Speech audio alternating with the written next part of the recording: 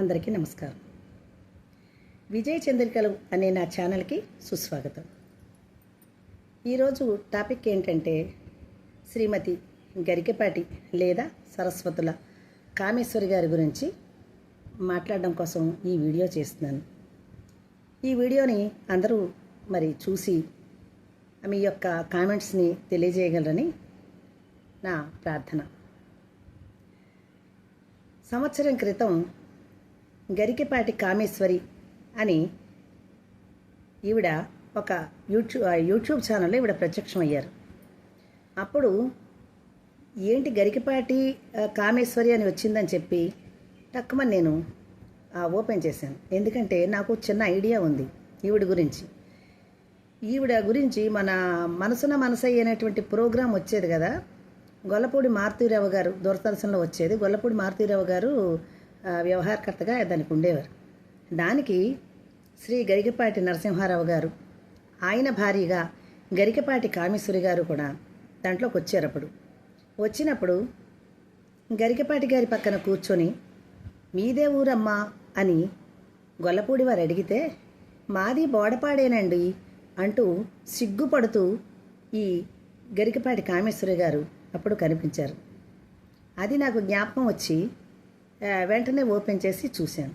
చూస్తే రామలక్ష్మణులు వాలి సుగ్రీవులు అంటూ అస్పష్టమైనటువంటి వివరణ ఆవిడ ఇవ్వడం జరిగింది. అయితే ఆవిడ వివరణని నేను అర్థం చేసుకోగలను. ఎందుకంటే మేము కూడా అన్నవరంలోనే ఉంటాం. మేము అన్నవరంలో ఉంటాం కాబట్టి శ్రీమతి శారద గారిది కూడా అన్నవరమే. అందుచేత గరికపాటి వారికి శారద గారు రెండో భార్య అని, మొదటి భార్య వదిలేసిందని తెలుసు. కాకపోతే వదిలేసిందని తెలుసు తప్ప ఇంత కథ వెనకాల ఉందని అయితే మా వరకు తెలియదు. కానీ అమ్మ కామేశ్వరి గారు, మీకు మీ తల్లిదండ్రులు చక్కటి పేరు, పార్వతీదేవి పేరు కామేశ్వరి అని పేరు పెట్టారు. అలాగే సరస్వతుల వారి ఇంట పుట్టి మంచి పాండిత్యాన్ని సంపాదించి నిజంగా సరస్వతుల వారి ఆడబడుచు సరస్వతీదేవి అంతటిది అనిపించుకునేలాగా మీరు చదువుకున్నారు, మంచి విద్వత్తుని సంపాదించారు. లక్ష్మీదేవి లాంటి రూపాన్ని భగవంతుడు మీకు ప్రసాదించాడు. వెరసి త్రిమాతలు మీలో ఉన్నారు. అలాంటప్పుడు మీరు ఎలా ఉంటే బాగుంటుంది ఒక్కసారి ఆలోచించండి అమ్మ.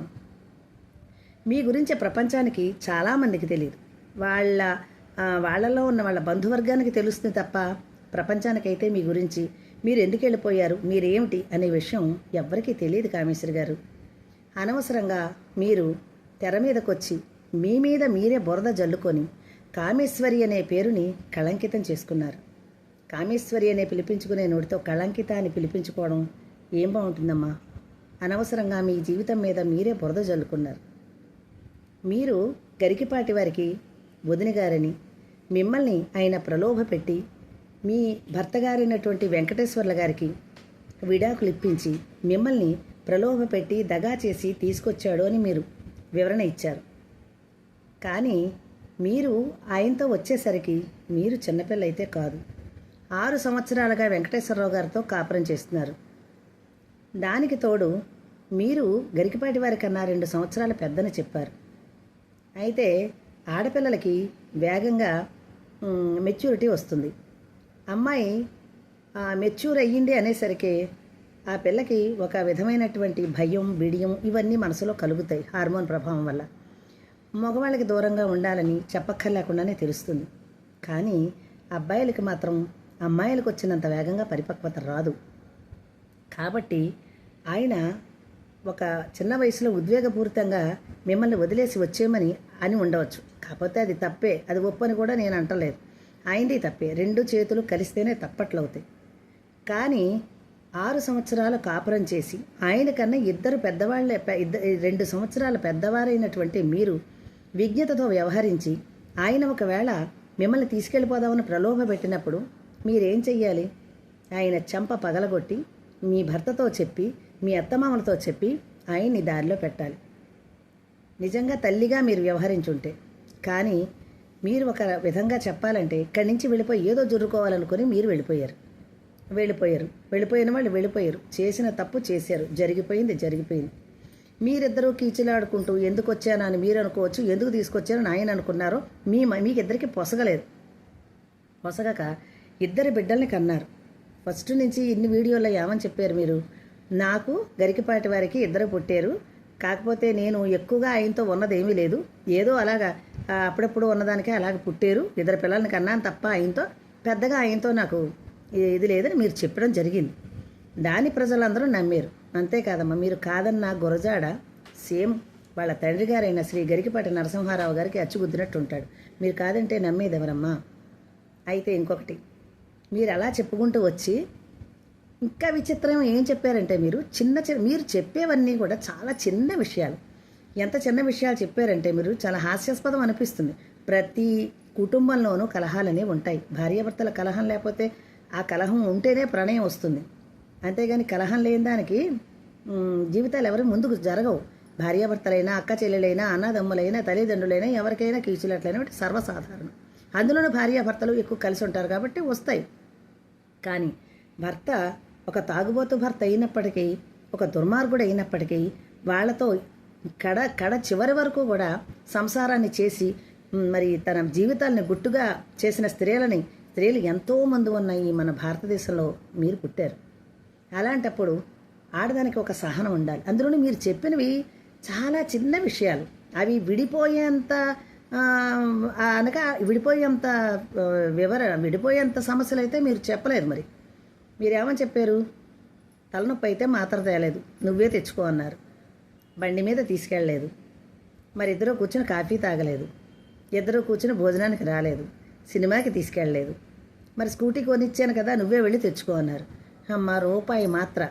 ఆ మాత్రకి మీకు స్కూటీ ఎంత ఖరీదు ఉంటుంది? ఆయనకు ప్రేమ లేకపోతే రూపాయి మాత్ర తేలేదని మీరు అంటున్నారు. కానీ ఎంత విలువైన స్కూటర్ మీకు కొనిచ్చారు, ఆయన స్కూటీ మీకు కొనిచ్చారు.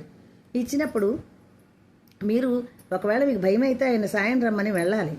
అంతేకాని ఆ విషయంలో అంత చిన్న విషయాలకి మీరు తగాదాలు పెట్టుకుని, అంత చిన్న చిన్న విషయాలకి ఇద్దరి పిల్లల భవిష్యత్తుని, వాళ్ళ జీవితాన్ని నేలపాలు చేసి మీరు అలా వెళ్ళిపోవడం అయితే మరి ఎవరు కూడా దాన్ని సమంజసంగా అయితే అనరమ్మా. మరి మీరు చేసిన పని. ఇద్దరు పిల్లలు మీ కడుపున పుట్టారు. గరికపాటి వారికి పుట్టలేదని తర్వాత చెప్తున్నారు. ఒకవేళ గరికపాటి వారికి పుట్టలేదో పుట్టారో, మీకు మాత్రం పుట్టారు కదా. మీరు వాళ్ళ కన్నతల్లిని మీరే ఒప్పుకుంటున్నారు కదా. కన్న తల్లి తన ప్రాణం మీదకు వచ్చినా సరే పిల్లల్ని కాపాడదాం అనుకుంటుంది. తను ఏమైపోయినా పర్వాలేదు అనుకుంటుంది. పశు పక్షాదులు కూడా తమ బిడ్డల్ని కాపాడాలనుకుంటాయి. అలాంటిది మీరేం చేశారు? పసి పిల్లల్ని వదిలేసి వాళ్ళకి రకరకాలుగా మాటలు కూడా చెప్పి నేను పెళ్లి చేసుకుపోతున్నాను అని మీరు అన్నప్పుడు ఆ పిల్లల హృదయాలు ఎంత తల్లడిల్లిపోయి ఉంటాయో. తల్లి లేకుండా ఆ వయసులో బతకడం ఎంత కష్టమో మీకు అసలు ఊహామాత్రంగానైనా మీరు ఊహించారా? తల్లి మిమ్మల్ని ఏదో అనాలని, మిమ్మల్ని తప్పుగా అనాలని నా ఉద్దేశం కాదు. ఎందుకంటే వయసులో మీరు నాకన్నా చాలా పెద్దవారు. నేను 50+ ఉన్నాను, మీరు 70లో ఉన్నారు. అంటే మీరు నాకన్నా చాలా పెద్దవారు. మిమ్మల్ని అనడం సబబు కాదు, నన్ను క్షమించండి. కానీ మీ వీడియో చూసిన తర్వాత దానికి సమాధానం చెప్పకుండా ఉండలేక నేను చెప్తున్నానమ్మా. ఇంకేంటంటే గరికపాటి వారి గురించి మీరు రకరకాలుగా ఆయన మరి మరుగుజ్జు అన్నారు, మరి ఆయనకి విషయం ఏమీ లేదన్నారు. ఈ బిడ్డలు ఈ మధ్య మళ్ళీ కొత్త వీడియోలు చేసినప్పుడు ఈ బిడ్డలు వెంకటేశ్వరరావు గారికి పుట్టారు, ఆయన తీసుకొచ్చారని అంటున్నారు. ఎవరైనా సరే ఈయన పోని మిమ్మల్ని ఇష్టపడి తీసుకొచ్చిన తర్వాత మళ్ళీ మొదటి భర్త అయిన అన్నగారిని ఆయన ఎలా తీసుకొచ్చారు? అసలు ఆయన ఎలా వచ్చారమ్మా? మీ మొదటి భర్త మళ్ళీ మీ దగ్గరికి, మీరు ఆయన కాదని వెళ్ళిపోయిన తర్వాత మీ దగ్గరికి ఎలా వచ్చారు? ఇది వినడానికి నిజం అనిపించేలా ఉందా? అసలు అబద్ధం ఎప్పుడూ కూడా గోడ కట్టినట్టు ఉండదు, దడి కట్టినట్టుండి పడిపోతుంది అప్పటికప్పుడు. ఎందుకంటే మీరు ఒక వీడియోలో ఒక రకంగా మాట్లాడుతున్నారు. అంటే అబద్ధమైతేనే అన్ని రకాలుగా వస్తుంది. ఇంకా విచిత్రం ఏమిటంటే ఆయన వల్ల కలిగారని చెప్తున్నారు. మరి ఈయన పిల్లలు అన్నారు. మళ్ళీ ఇంకొక వీడియోలో ఏమన్నారు? నీ పిల్లలు, నా పిల్లలు, మన పిల్లలు నువ్వు చూసుకో అన్నానంటున్నారు. మరి అప్పుడు ఎందుకు అలా అన్నారమ్మా? ఆయన పిల్లలు కాకపోతే నీ పిల్లలు, నా పిల్లలు అని ఎందుకు చెప్పారు మరి ఆ వీడియోలను? ఒకవేళ ఆయన పిల్లలు కాదనుకోండి, మరి ఆయన దగ్గర ఎందుకు వదిలేసి వచ్చారు మీరు? వాళ్ళ తండ్రి ఎవరో వాళ్ళ దగ్గర వదిలేసి వాళ్ళకి అప్పచెప్పాలి, ఆయన వెంకటేశ్వరరావు గారికి అప్పచెప్పాలి అలాంటప్పుడు. అంతేగాని మరి గరికపాటి వారికి ఏం సంబంధం అమ్మా? మీరు అక్కలిద్దరిని వెళ్ళిపోయినప్పుడు ఆయన పిల్లలు కానప్పుడు మీ పిల్లలుని ఆయన ఎందుకు పెంచాలి? ఆయనకు అవసరం ఏముంది? ఒకసారి ఆలోచించండి. మీరు ఆడే మాటలు ఒకదానికి పొంతనలేదు. మరి మీరు వదిలేసి వచ్చిన తర్వాత ఆ పిల్లల్ని పెంచడం కోసం శ్రీ గరికపాటి వారు శ్రీమతి శారద గారిని పెళ్లి చేసుకున్నారు. ఆ పెళ్లి చేసుకోవడం వలన ఆయన ఆ పిల్లల్ని పెంచగలిగారు. ఆ మహాతల్లి ఆవిడ తన సర్వస్వాన్ని ధారపోసి మాతృత్వాన్ని కూడా వదులుకున్న ఇల్లాలవిడ. చాలా నెమ్మదస్తురాలు. అన్నవరం లాంటి పుణ్యభూమిలో పుట్టినటువంటి ఆ పునీత చాలా మంచిది కాబట్టే మీ పిల్లల్ని పెంచి పెద్ద చేసింది ఆవిడ. మరి గరికపాటి గారికి చాలా అహంకారం అని, ముందు నుంచి చాలా అహంకారని మీరు చెప్పారు. వాళ్ళ కుటుంబమే అహంకారపు కుటుంబం అని చెప్పారు కదా కామేశ్వరి గారు. అలాంటి అహంకారపు కుటుంబంలో పుట్టిన వ్యక్తిని తెలుసో తెలియకో మీ నాన్నగారు పెళ్లి చేస్తే చేసుకున్నారు. ఆ తర్వాత మళ్ళీ అహంకారి అని తెలుసున్న తర్వాత మళ్ళీ మరిది గారితో మీరు ఎలా వచ్చేసారు? వచ్చిన మనిషి వచ్చారు. ఆ తర్వాత ఆయన అమెరికాలో ఉన్నప్పుడు మరి వడ్లమాని దుర్గగారు చెప్పినటువంటి సమాచారం వాళ్ళు ప్రత్యేకించి మీ పిల్లలిద్దరూ ఆవిడని రమ్మని పిలిచి వాళ్ళ బాధ అంతా ఆవిడతో చెప్పుకొని మీరు వీడియోలో చెప్పండి, అందరికీ తెలిసేలా చెప్పండి అని చెప్పి ఆ పిల్లలు ఏడ్చారని వడ్లమాని దుర్గగారు చెప్పినప్పుడు అప్రయత్నంగా నా కళ్ళంట కూడా నీళ్ళు వచ్చేయండి కామేశ్వరి గారు. నేను వాళ్ళ తల్లిని కాదు, కానీ నాకు వాళ్ళు బిడ్డల్లాంటి వాళ్ళు అని బాధ అనిపించింది నాకు. ఆ పిల్లలు మానసికంగా ఎంత బాధపడుతున్నారో మీరు చేసే రచ్చకి ఒక్కసారి మీరు మీ మనసులో మీరు ఒకసారి తరచి చూసుకోండి, మీరు చేసే పని ఎలా ఉందో. ఆ పిల్ల మీరు గరికపాటి వారి మీద కక్ష తీర్చుకోవాలని అనుకుంటున్నారే కానీ మీ కన్న బిడ్డలను బాధ పెడుతున్నానని మీకు తెలియట్లేదా? అప్పుడు గురజాడ చిన్నపిల్లాడు, మరి శ్రీశ్రీ పెద్దవాడు కాబట్టి మీరు ఎవరో మరి శివప్రసాద్ అనేటువంటి ఒక ఘంటసాల పాటలు పాడి ఆయనతో ఉన్నారని ఆ అబ్బాయి చూశాడని ఆవిడ వడ్లమాని దుర్గగారితో మీ శ్రీశ్రీ చెప్పాడని ఆవిడ చెప్తున్నారు. మరి మీరు చేసినవి తప్పో రైటో అదంతా మరి మీరు కన్న బిడ్డ మీ మీద చెప్తున్నాడంటే మరి అవి నిజమనుకోవాలో ఉట్టిదనుకోవాలో మాకైతే తెలియటం లేదు. కానీ పిల్లల్ని ఒక చాలా క్లిష్టమైన పరిస్థితుల్లో మీరు పడేశారు. మీ కాసేపు మీ ఇప్పటివరకు గరికపాటి గారు మీ తండ్రి అని చెప్పిన మీరు ప్లేట్ పెరాయించి వెంకటేశ్వర్లు గారు మీ తండ్రి అన్న పిల్లలకు చెప్తున్నారు. వాళ్ళు ఏమైపోవాలి చెప్పండి? వాళ్ళ భార్యల దగ్గర, వాళ్ళ అత్తవారి దగ్గర ఆ పిల్లలు ఎంత చిన్నపోతారో ఒక్కసారి ఆలోచించండి. తల్లి ఏదో ఇలా చేసింది అనే బాధపడుతూ ఉన్న టైంలో వాళ్ళు మర్చిపోయి ఏదో వాళ్ళ జీవితాలను వాళ్ళు చక్కగా పెళ్ళిళ్ళు చేసుకుని వాళ్ళు జీవితాల్లో స్థిరపడ్డారు, పిల్లల్ని కన్నారు, వాళ్ళు సంతోషంగా ఉన్న టైంలో శారద గారిని తల్లిగా భావించారు. ఆ శారద గారు కూడా వాళ్ళని ఆవిడ కొడుకులుగా అంగీకరించి వాళ్ళు సంతోషంగా ఉన్న టైంలో మళ్ళీ మీరు తెర మీదకి వచ్చి పోనీ వాళ్ళకి ఏదో బయటికి తెలియకుండా ఏమన్నా చెప్పారా అంటే మీరు మీడియాలోకి వచ్చి మొత్తం ప్రపంచమంతా తెలిసేలా చేసి ఆ పిల్లల మానసిక వేదనకి మీరు గురిచేశారు. ఆ పిల్లల పరిస్థితి ఇప్పుడేమిటి? మీ తండ్రి కాదు ఆయనని మీరంటే ఆ పిల్లలు ఏమైపోవాలి? ఆయన అంటే మీ ఉద్దేశం నాకు ఏమనిపిస్తోందంటే ఇప్పుడు మీ తండ్రి కాదు అని వాళ్ళకి చెప్తే ఆయన్ని వీళ్ళు కూడా వదిలియాలి, ఆ విధంగా కూడా మానసిక వేదనకి గరికపాటి వారు గురి అవ్వాలని అనుకుంటున్నారు. మీరు ఏ విధంగా ఎందుకు చెప్తున్నారో నాకు అర్థం అవ్వలేదు. ఏది ఇప్పుడు భయం లేదులేండి, ఎందుకంటే ఇప్పుడు అన్ని టెస్టులన్నీ వచ్చేసాయి. మీరు కాదని చెప్పినా వాళ్ళ ఆఖరికి పాపం అన్నట్లు డిఎన్ఏ టెస్ట్ చేయించుకోవాలని కూడా వడ్లమాని దుర్గగారితో వాళ్ళు అన్నట్లు పాపం ఆ పిల్లలు. అంటే వాళ్ళు ఎంత బాధపడుతున్నారో ఆలోచించండి. మీరు అవునన్నా కాదన్నా తెలిసిపోతుంది. ఒక డిఎన్ఏ టెస్ట్ చేస్తే మీరు చదువుకున్నవాడు మీకు తెలియదు ఏం లేదు, తెలిసిపోతుంది కదా. ఇంత దానికి ఎందుకండి? ఏదో సుఖంగా బతుకుతున్న పిల్లల్ని రచ్చకి ఇచ్చి వాళ్ళని బాధ పెట్టడం. మీరు గరికపాటి వారిని అహంకారం అని అన్నారు, కానీ మరి ఏ అహంకారము లేకపోతే మీరు ఎందుకు ఈ విధంగా కక్ష తీర్చుకోవాలనుకుంటున్నారు? ఆయన మీద కక్ష తీర్చుకుంటున్నారన్న మీరు అనుకుంటున్నారు, కానీ కామేశ్వరి గారు పిల్లల మీద కక్ష తీర్చుకుంటున్నట్టుందమ్మా ఇదంతాను. మరి ఆ మూడో ఆయనతో వెళ్ళిపోయారు అంటున్నారు. ఆయనతో కూడా విభేదాలు వచ్చి 4 సంవత్సరాలు ఆయన దగ్గర ఉన్నారంటున్నారు. తర్వాత ఆయనతో కూడా విడిపోయారంటున్నారు. ఒక్కళ్ళ దగ్గర నుంచి ఎప్పుడైతే మీరు సర్దుబాటు చేసుకుని ఉండలేకపోయారో ఇంక ఎక్కడ ఉండలేరమ్మా అలాంటి వాళ్ళు. చేసిన తప్పు చేసినా మీరు గరికపాటి వారితో ఉండిపోతే లోకం కొంతైనా హర్షించేది. కానీ మళ్ళీ రెండో తప్పు చేశారు, మళ్ళీ మూడో తప్పు చేశారు. ఇలా తప్పు చేసుకుంటూ పోయి అది మీరు ఆయన పక్కన ఆ విద్వత్ సతీమణిగా మీరు పొందవలసినటువంటి గౌరవాన్ని శారద గారు పొందుతున్నారని ఒకవేళ మీకు ఉక్రోషంగా ఉందో, లేదా ఆయన భార్యగా మీరు ఉండలేకపోయానని అనుకుంటున్నారు, చేతులు కాలిన తర్వాత ఆకులు పట్టుకుంటే జరగదు కదా. అది ముందే ఆలోచించుకోవాలి. వచ్చిన మనిషి వచ్చారు, కష్టమో సుఖమో కలకాలం ఆయనతో ఉండుంటే మీకు ఆ గౌరవాలన్నీ మీకే దక్కేవి కదా. అహంకారంతో మీరు కూడా మరి కొంత అహంకారంతో ఆయన విడిచిపెట్టి వెళ్ళిపోయారు. ఇద్దరు ఒకే విధంగా ఉంటే ఆ సంసారాలు ఎలా నడుస్తాయి? సంసారం గుట్టు, రోగం రట్టు అని అందుకే పెద్దలు చెప్పేవారు. ఎన్ని కష్టాలున్నా ఎప్పుడు కూడా ఆడవాళ్ళు బయటకు చెప్పుకోలేదు కాబట్టి సంసారాలు అనేవి నిలబడ్డాయండి. మీరు పడిన బాధ కన్నా ఎక్కువ బాధలు చాలామంది ఆడవాళ్ళు పడ్డారు, ప్రజెంట్ పడుతున్నారు కూడా. కానీ సంసారాలను వదిలేసుకోలేదు, చిన్నాభిన్నం చేసుకోలేదు. నా భర్త అందగాడు, నా భర్త వెంకటేశ్వరరావు నన్ను విడదీసి తెచ్చాడు అని మీరు ఎంతో గోడు వెళ్ళబోసుకుంటున్నారు. ఇప్పుడు మీరు అనుకున్నటువంటి మనస్తత్వం అప్పుడే ఉండుంటే మీ పచ్చని సంసారాన్ని ఎవ్వరూ విడదీయలేరమ్మా. ఆడదాని మనసు గట్టిగా చిక్కబట్టుకుని ఉంటే ఏ మొగాడు ఏమీ చేయలేడు.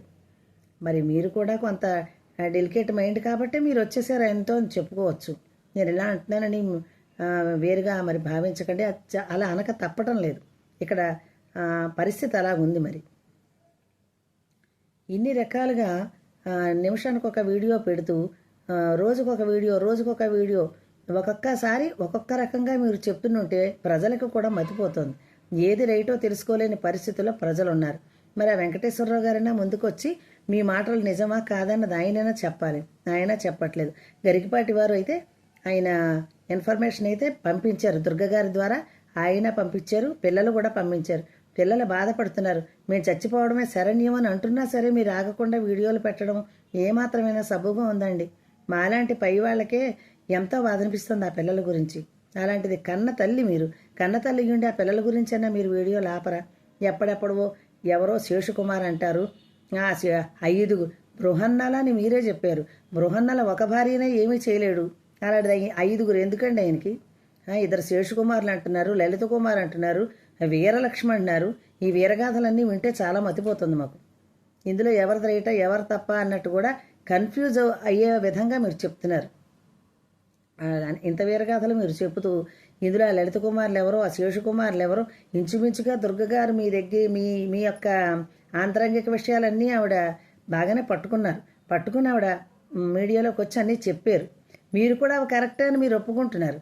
కానీ శివప్రసాద్ గురించి మాత్రం మీరు అవును వెళ్ళిపోయానని మీరు చెప్పట్లేదు. ఆ విషయం మీరు దాస్తున్నారు, మిగతావన్నీ చెప్తున్నారు. మరి మీ తప్పులు కూడా మీరు చెప్పుకోవాలి కదా, మీరు చేసిన పని కూడా. పిల్లాడు చూశాను ప్రత్యక్షంగా అని చెప్తుంటే అంతకన్నా రుజువు ఏంటండి? ఎవరో చెప్పింది రుజువు ఎందుకు? మీ కన్న బిడ్డ మిమ్మల్ని అలా చూశానని చెప్తున్నాడు, ఇంకా రుజువేమిటి దానికి? ఆ బిడ్డల్ని బాధ పెట్టకండి అమ్మా, మీ కన్న బిడ్డల్ని వాళ్ళని బాధ పెట్టకండి. జరిగిపోయిన తప్పులన్నీ జరిగిపోయి ఇక మీరు కూడా 70కి చేరుకున్నారు. మీరు వయసులో ఆయనకన్నా పెద్ద ఆయన అంటున్నారు. అలాంటప్పుడు మీరు అలా వీధిలో పెట్టుకుని ఏ సంసారం గుట్టుగా జరుపుకోలేకపోయారు, బయటకు వచ్చేసారు. 2 సార్లు 3 సార్లు ఈ విధంగానే మీరు బయటకు రావడం జరిగింది. ఎలాగో ఒకలాగా మీ జీవితాన్ని శుభ్రంగా ఎలాగో ఒకలాగా ఉండాలి. కానీ మీరు మీ జీవితాన్ని ఇంకా భగవంతుడికి అంకితం చెయ్యండి. ఈ అనవసరమైనటువంటి వివాదాలు, అందులోనూ తప్పుడు మాటలు, ఇవి వినడానికి చాలా జగుప్సుగా ఉన్నాయమ్మా. పిల్లాడికేవో కొంటే బూట్లు కొంటే వద్దన్నారు, ప్రతి మగాడు దెబ్బలాడతారమ్మా, అనకుండా ఉంటారు ప్రతి ఇంట్లోనూ. ఏదైనా మనం భర్తను అడగకుండా కొంటే అంటాడు భర్త అన్నవాడు, నువ్వెందుకు కొన్నావు, ఈ నెల బడ్జెట్ ఎంత వేసుకున్నాను, ఇవి ఎందుకు కొన్నావు అని ప్రతి మగాడు అడుగుతాడు. మరి అడిగిన దానికి ఏదో చెప్పుకోవాలి. పడేశాడు ఇంక మన్నాడు కొనకూడదు ఆయన వద్దన్న దానికి. కాసేపు భర్త అంటారు, కాసేపు నా భర్త అంటున్నారు, నేను భార్యని అంటారు. ఆ కాసేపటికే నేను పెళ్లి చేసుకున్నానా రుజువు ఇప్పించమనండి అంటారు. మరి పెళ్లి చేసుకోకపోతే ఏమంటారు? భార్య అంటారా? పెళ్లి చేసుకున్న వ్యక్తిని ఏమంటారో మీకు తెలీదా? అంత మహాపండితురాలైనటువంటి మీకు తెలీదా పెళ్లి చేసుకోని మనిషిని ఏమంటారో? ఆయనకి మీరేమవుతారు, మీకు ఆయన ఏమవుతారు? ఇవి నా నోటితో నేను చెప్పలేను. ఆలోచించండి ఒకసారి. ఇవన్నీ మీకు మీరు చెప్పుకుంటున్నారు. లోకానికి తెలియని విషయాలన్నింటినీ బయటకు పెట్టి అంటే మీరు ఏంటనుకుంటున్నారంటే గరికపాటి వారి గౌరవాన్ని భంగపరచాలనే ఉద్దేశంతో మీరు చెప్తున్నారే కానీ మీకు ఎంత అపకీర్తి వస్తుంది, మీ పుట్టింటికి ఎంత అపకీర్తో కూడా మీరు ఆలోచించట్లేదు. మరి మీ అన్నదమ్ములు ఉన్నారంటున్నారు, వాళ్ళు తలుపులు మూసారంటున్నారు. మరి ఇలాంటి మాట్లాడి ఇలాంటి చేష్టలు చేస్తే మరి తలుపులు మూసాక పుట్టింటి వాళ్ళకి దగ్గర మీకు వాళ్ళ దగ్గర గౌరవం ఎలా లభిస్తుంది? మనం పుట్టింటికి వెళ్ళాలంటే కూడా మనం అత్తారింట్లో గౌరవంగా ఉంటేనే పుట్టింటి వాళ్ళ సహకారం, పుట్టింటి వాళ్ళ మర్యాద ఆడదానికి లభిస్తుంది. అన్నీ తెలుసు మీకు, అన్నీ తెలుసుండి మీ గృహయోగమో మరి లేకపోతే నాకేమిటో అర్థం అవట్లేదు. ఎన్ని తెలిసిన ఆవిడ ఎందుకు ఇన్ని తప్పులు చేశారో నాకు అర్థమైన విషయం ఇదే. దయచేసి ఇప్పటికైనా సరే మీరు ఈ విషయాలన్నింటినీ వదిలేసి కృష్ణారామ అనుకోండి, ఆ భగవన్ నామస్మరణ చేసుకోండి. ఇక ఆయన ఏదో బాధ పెడదాం, ఆయనే పెద్ద ఆయనకి అయ్యారు కదా. అయినా ముఖ్యంగా పాపం ఆ శారద గారు ఎంత నలిగిపోతారో ఆలోచించండి. ఆవిడ నిజంగా ఆయన పెళ్లి చేసుకున్న భర్త అంచేత ఆవిడకి చాలా ప్రేమగా ఆయన దగ్గర ఆవిడ ఇప్పటికీ ఆయన చెప్తున్న వీడియోలు చూస్తే మాకు ఆశ్చర్యం వేస్తూ ఉంటుంది. మీ పెద్ద అబ్బాయి పెళ్లికి నేను 40 నిమిషాలు టైం ఇచ్చాను, మీ 40 నిమిషాల్లో ఇంత డబ్బుతోనే మీరు కొనాలి, మీరు అర్జెంటుగా వచ్చేయాలి, రాకపోతే నేను ఒప్పుకోను అని ఆయన చెప్తే ఇప్పట్లో ఏ భార్య అయినా 40 నిమిషాల్లో పెళ్లి బట్టలు తీయగలనని అంటుందా? ఆవిడ ఎంత చక్కగా విన్నారు ఆవిడ. ఆయన మాటని తూచా తప్పకుండా పెళ్ళాడు ఆవిడ కూడా అందే టైంకి బయటకు వచ్చేసారని ఆయన చెప్పారు. అలాంటిది ఇప్పుడు మామూలుగా షాపింగ్కి వెళ్తేనే గంటలకు చేసి రావటం లేదు. అలాంటిది ఆయన మాట ప్రకారం ఆవిడ 45 నిమిషాల్లో ఆ షాపింగ్ పూర్తి చేసుకుని మీ అబ్బాయి, ఆవిడ అబ్బాయిగా ఇప్పుడు ఉన్నాడు కదా మీ అబ్బాయి శ్రీశ్రీ, ఆ అబ్బాయి పెళ్ళికి అంత గొప్పగా తీసుకుని బయటకు వచ్చారని ఆయన చెప్తున్నారు. మిమ్మల్ని కూడా ఆయన పొగిడారు, మిమ్మల్ని ఏమీ తిట్టలేదు ఆయన. మీరు గొల్లపూడి మారుతీరావు గారు మనసున మనసే కార్యక్రమానికి వచ్చినప్పుడు గుర్తు తెచ్చుకోండి ఒకసారి, మీ గురించి ఆయన ఏం చెప్పారు. మీ పెళ్ళి ఎన్నాళ్ళు అయిందంటే గరికపాటి వారు 14 సంవత్సరాలు అయిందని చెప్తే గొల్లపూడి వారు ఏమన్నారు మిమ్మల్ని? 14 సంవత్సరాల మీ దాంపత్య జీవితానికి, 14 సంవత్సరాల శ్రీరామచంద్రుడు వనవాసానికి సారూప్యతగా ఏదైనా చెప్పండి అని అడిగితే గరికపాటి వారు ఏమన్నారు మీ గురించి? జ్ఞాపకం ఉందా లేదా మీకు? లేకపోతే నేను చెప్తాను, ఒక్కసారి జ్ఞాపకం తెచ్చుకోండి. 14 సంవత్సరాల వనవాసంలో శ్రీరామచంద్రుడు చెట్లెక్కినా, పుట్టలెక్కినా, కొండలెక్కినా, కోనలెక్కినా, అడవులంట వెళ్ళినా సీతమ్మవారు ఆయనే అనుసరించింది. అలాగే నా భార్య కూడా నేను ఎన్ని ఉద్యోగాలు చేసినా, నేను ఎక్కడికెక్కడికి తిరిగినా నీవుడు కూడా నన్నే అనుసరించిందని చెప్పి మీ గురించి ఎంతో గొప్పగా చెప్పిన మనిషి ఆయన. ఇప్పుడు శారద గారి గురించి కూడా అలాగే చెప్తున్నారు. అంచేత ఏంటంటే ఆయనకి ఆడదాన్ని గౌరవం ఇచ్చిన వ్యక్తి కాబట్టే మనసున మనసే కార్యక్రమాల్లో అంత గొప్పగా మీ గురించి చెప్పారు. ఏవో చిన్న చిన్న విషయాల్లో కీచులట్లు లేని సంసారం అంటూ ఉండదు. పచ్చని సంసారాన్ని మొట్టమొదటిసారిగా విడగొట్టుకున్నారు, అయిపోయింది. మళ్ళీ ఈయన దగ్గరికి వచ్చారు, ఈయన ప్రలోభ పెట్టారన్నారు. ఏది పెట్టినా మీరు 2 సంవత్సరాలు ఆయన కన్నా పెద్దవారు, 6 సంవత్సరాల నుంచి సంసారం చేస్తున్న వ్యక్తిగా చెలియల కట్ట నవల్లోలాగా మీరు చేసుకున్నారు. మరి రత్నావళి ఏం చేసింది చెలియల కట్ట నవల్లో? మీకు అన్నీ తెలుసున్నవాడే కదా, మీరు విశ్వనాథ సత్యనారాయణ గారి నవల్లో అవి చదివి ఉంటారు కదా. చెలియల కట్ట నవల్లో రత్నావళి ఏం చేసింది? ఏ మోహంతో మరిదితో వెళ్ళిపోయింది. అదే చరిత్ర మీలో నాకు కనిపిస్తుంది. దయచేసి ఇక మీ గురించి మీరే తప్పుడు ప్రచారం చేసుకోకండి. ఆయన పరువు తీద్దామని మీరు అనుకోకండి. ప్రకాశించే సూర్యుడికి ఎవ్వరూ కూడా అరచేయి అడ్డు పెట్టలేరు. ఆయనలో విద్వత్తు ఉంది. ఒకవేళ తప్పు చేశారో ఒప్పు చేశారో, చేస్తే చేసి ఉండొచ్చుగాక, లేకపోతే లేదుగాక. పూర్తిగా తెలియని మేము చెప్పలేము. ఎందుకంటే ఆయన ఒకవేళ తప్పు చేసి ఉన్నా తప్పుని సరిదిద్దుకోవాలి. ఏదైనా మనం తప్పు చేసామంటే దానికి ప్రాయశ్చిత్తం చేసుకోవాలి. పశ్చాత్తాపాన్ని మించిన ప్రాయశ్చిత్తం ఇంకోటి ఉండదు. ఆయన పశ్చాత్తాపడి ఆయన ఇప్పటి పౌరుల్ని గొప్పగా తయారు చేస్తున్నారు. ఇప్పుడు అందరికీ మంచి చెప్తున్నారు. అంత గొప్పగా చెప్తున్న మనిషిని మీరు దూషించి వీధిలో పెట్టి ఆయన కించబరిచి మీరు కించబడి ఆ పిల్లల్ని అనవసరమైనాగా నలిపేస్తున్నారమ్మా. ఆయన మిమ్మల్ని నలిపేశారని చెప్తున్నారు మీ జీవితాన్ని ఆయన నలిపారో లేదో మాకు తెలియదు, కానీ మీ బిడ్డల జీవితాన్ని మాత్రం పూర్తిగా నలిపిస్తున్నారమ్మా. మీరు వాళ్ళని సుఖంగా ఉండనివ్వండి. మీ బిడ్డలు కదా వాళ్ళు. పాము తన గుడ్లను తానే తింటుందన్నట్టు ఎందుకమ్మా ఆ పిల్లల్ని అంత బాధ పెడుతున్నారు? మాలాంటి వాళ్ళకే పై వాళ్ళకే బాధ అనిపిస్తుంది ఆ పిల్లల మొహాలు చూసి.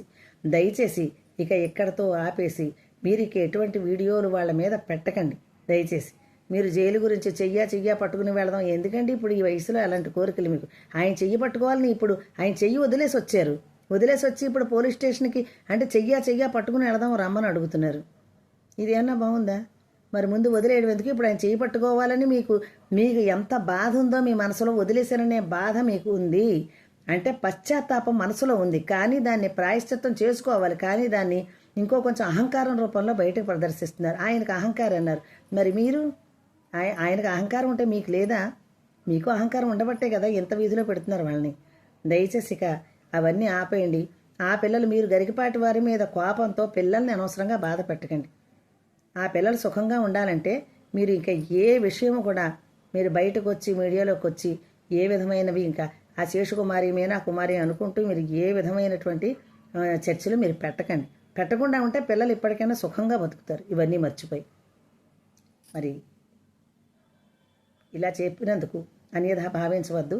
తప్పకుండా తప్పని పరిస్థితిలో నేను ఈ వీడియో చూసి నా పిల్లల యొక్క బాధని వడ్లమాని దుర్గ గారు చెబితే విని నాకు బాధ అనిపించి ఈ వీడియోని చేశాను. ధన్యవాదాలు. ఇట్లు మీ విజయలక్ష్మి.